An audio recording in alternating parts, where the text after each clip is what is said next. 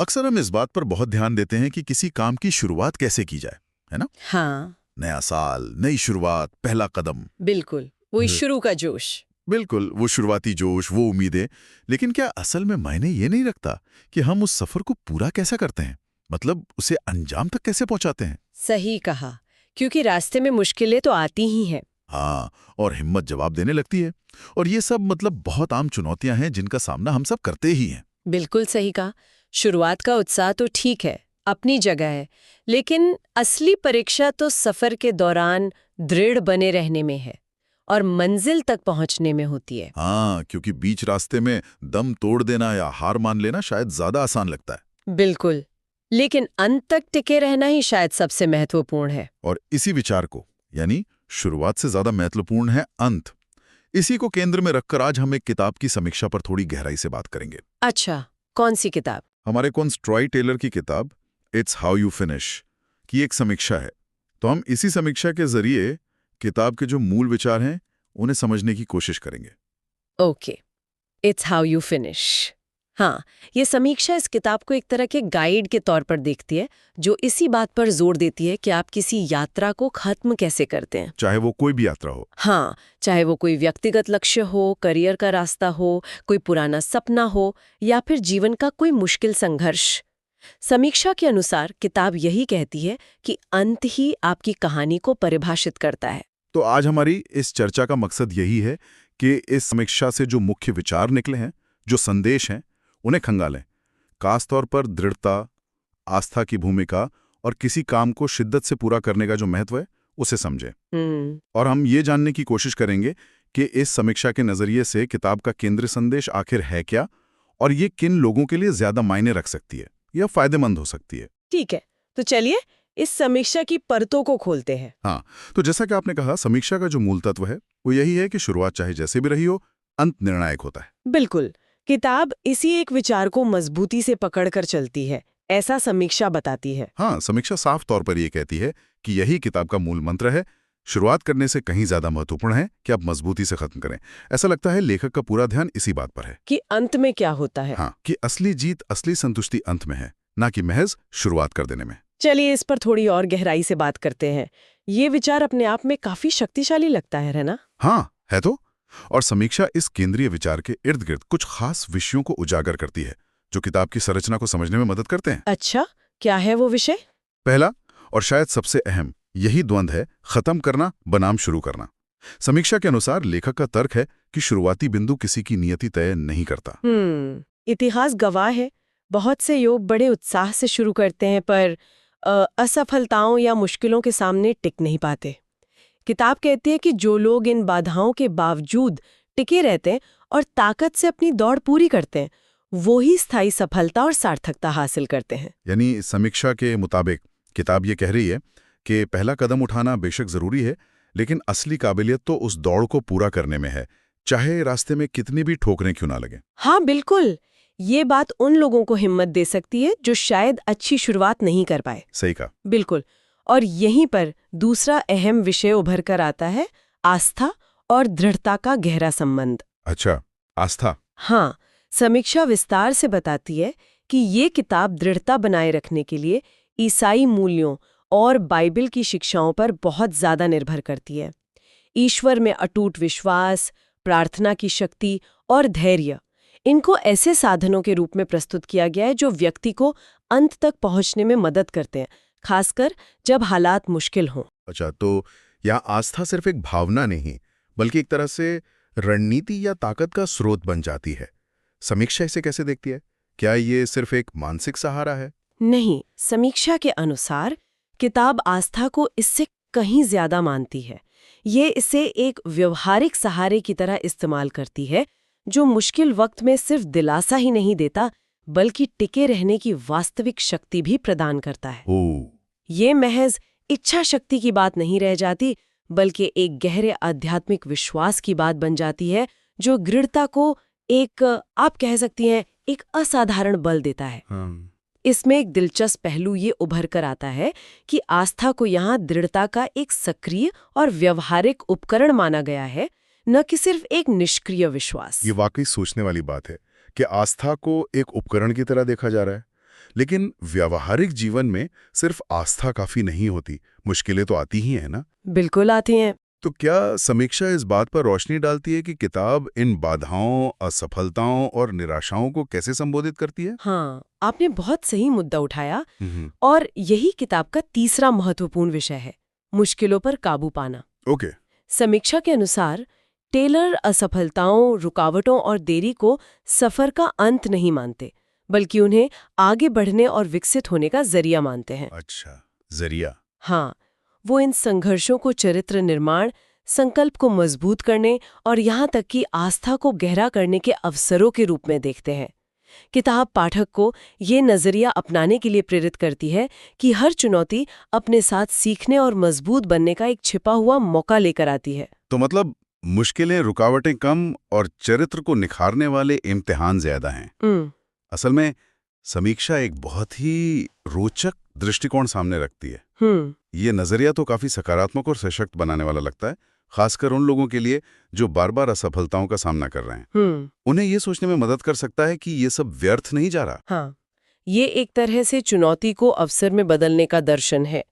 फिर चौथा विषय है जो थोड़ा और गहरा है, उद्देश्य और विरासत। उद्देश्य और विरासत। समीक्षा बताती है कि किताब में इस बात पर भी काफी जोर है कि जीवन सिर्फ लक्ष्यों को हासिल करने या सफलता पाने तक ही सीमित नहीं होना चाहिए, बल्कि उसका एक उद्देश्य होना चाहिए। हाँ, ये तो जरूरी है। यह इस बारे में कम है कि आपने अपने लिए कितना जमा किया, और इस बारे में ज्यादा है कि आपने दुनिया में क्या योगदान दिया और आप अपने पीछे कैसी विरासत छोड़ते हैं, ऐसी छाप जो आपके जाने के बाद भी मायने रखे, लोगों को प्रेरित करे। ये तो बहुत गहरी बात है। यानी फोकस सिर्फ निजी महत्वाकांक्षाओं पर नहीं, बल्कि एक बड़े स्थायी प्रभाव पर है। आजकल की भागदौड़ भरी दुनिया में जहां तात्कालिक सफलता पर इतना जोर है, ये नजरिया थोड़ा अलग और महत्वपूर्ण लगता है। बिल्कुल, यह एक तरह से जीवन को शॉर्ट टर्म गेन से परे एक लंबी अवधि के परिप्रेक्ष्य में देखने का नजरिया है। और इसी से जुड़ा हुआ आखिरी मुख्य विषय जो समीक्षा उजागर करती है वो है अनुशासन और निरंतरता का महत्व। अच्छा, अनुशासन और निरंतरता, ये तो हमेशा ही काम आते हैं। बिल्कुल। समीक्षा के अनुसार टेलर पाठकों को अनुशासन, निरंतरता और धैर्य विकसित करने के लिए पुरजोर तरीके से प्रेरित करते हैं। ये वो गुण हैं जो लोगों को तब तक मैदान में बनाए रखते हैं जब तक वो अपने लक्ष्य तक पहुंच न जाए। सही। किताब इस बात पर जोर देती है कि ज्यादातर सार्थक चीजें रातों रात नहीं मिलती, उनके लिए लगातार प्रयास और सब्र की जरूरत होती है। ये बात तो 100% सच है। बड़े लक्ष्यों के लिए तो लगातार मेहनत तो सब्र चाहिए ही होता है। अनुशासन के बिना तो शायद ही कोई बड़ा काम संभव हो पाता है। हाँ। लेकिन क्या समीक्षा ये बताती है कि किताब इन गुणों को विकसित करने के लिए कोई ठोस तरीका भी सुझाती है, या ये सिर्फ प्रेरणा तक सीमित है? मतलब कैसे करें वाला हिस्सा। समीक्षा इशारा करती है कि किताब सिर्फ प्रेरणा नहीं देती, बल्कि व्यवहारिक मार्गदर्शन भी शामिल करती है। हालांकि ये पूरी तरह से कैसे करें गाइड नहीं है। अच्छा।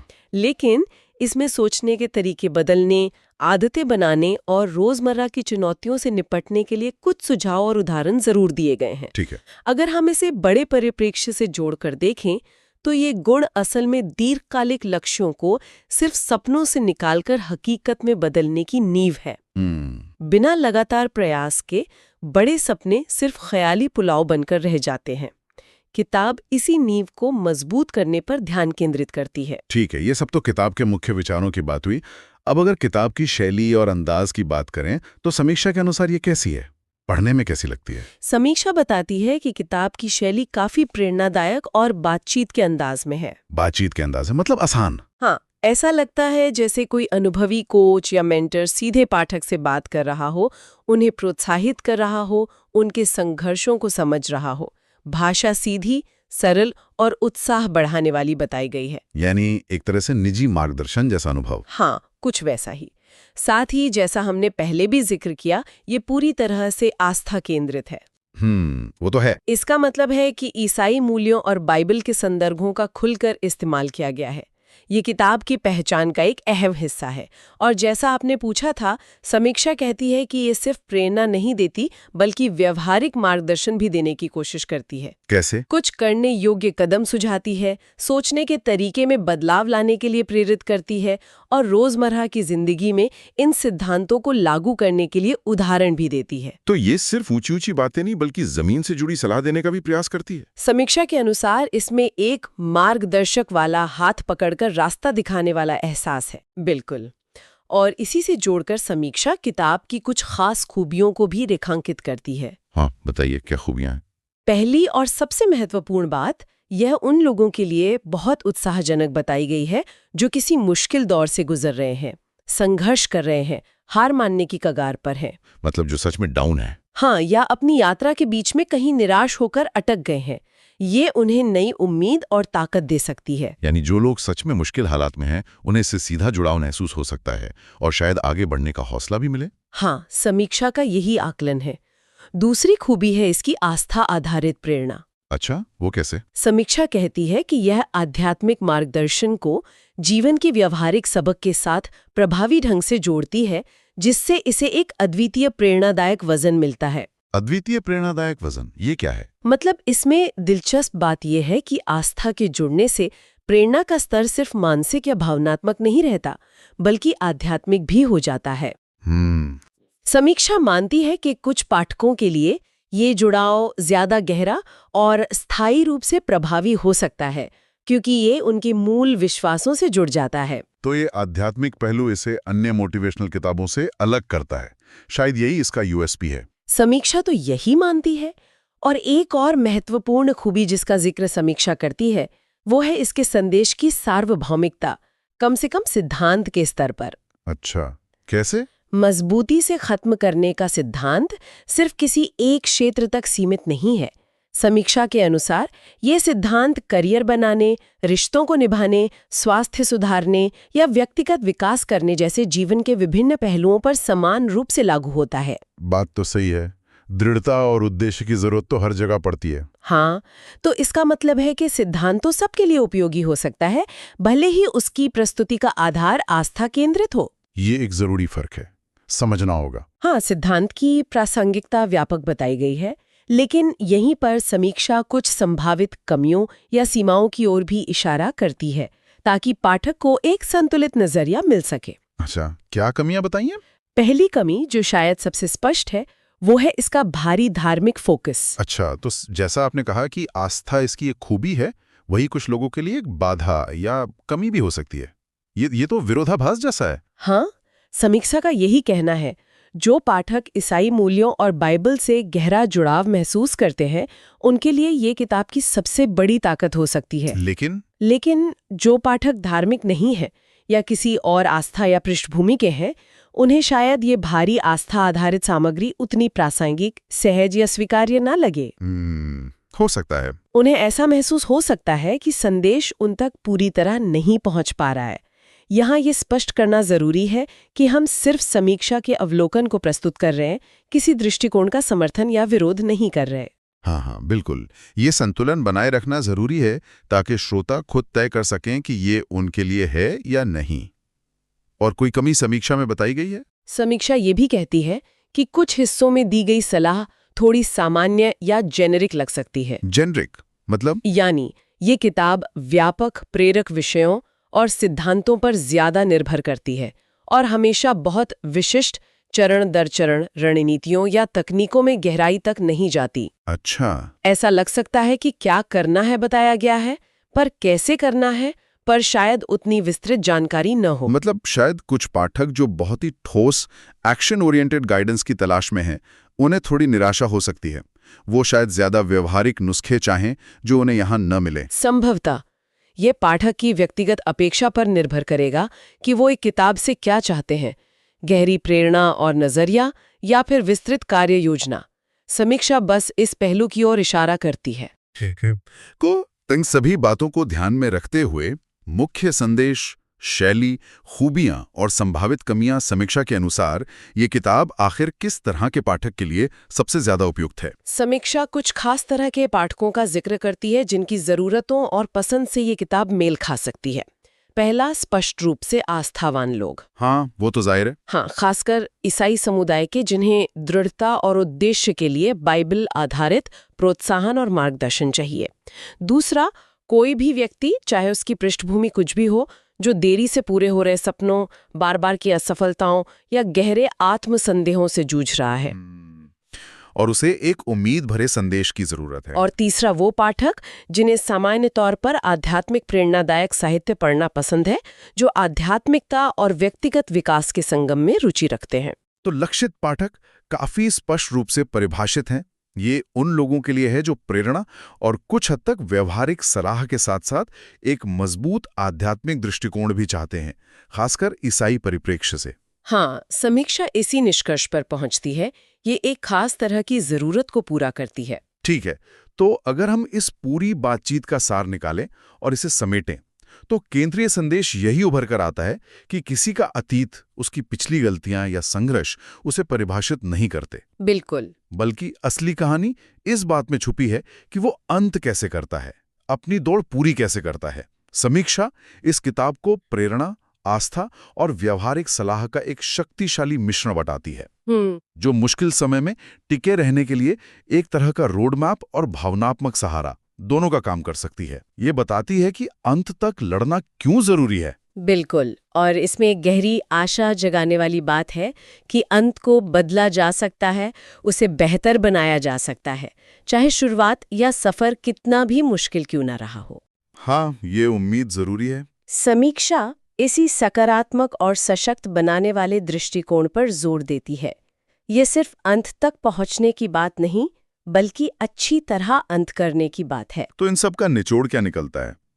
इसका मतलब शायद यही है कि हमारी कहानी का अंत काफी हद तक हमारे हाथ में हो सकता है, अगर हम हार न माने और सही दिशा में प्रयास करते रहें। सही कहा। और इसी विचार से जुड़ा एक सवाल मन में आता है, जिस पर शायद हमारे श्रोता अपनी जिंदगी के संदर्भ में विचार कर सकते हैं। जरूर, क्या सवाल है? ये चर्चा एक महत्वपूर्ण प्रश्न उठाती है।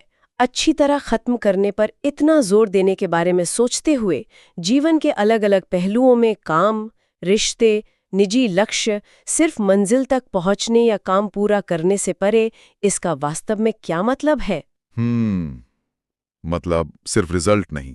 हाँ, क्या ये सिर्फ परिणाम के बारे में है या सफर और हमारे चरित्र के बारे में भी? या फिर ये भी सोचा जा सकता है कि विरासत का विचार, जैसे कि समीक्षा में प्रस्तुत किया गया है, यानी दुनिया पर अपनी छाप छोड़ना, ये सोच किसी के रोजमर्रा की चुनौतियों और छोटी छोटी जीतों या हारों का सामना करने के तरीके को कैसे बदल सकती है? क्या इससे हमारी प्राथमिकताएं बदल सकती हैं? ये दोनों ही गहरे सवाल हैं जो इस बातचीत से निकली सोच को और आगे ले जा सकते हैं, सोचने पे मजबूर करते हैं।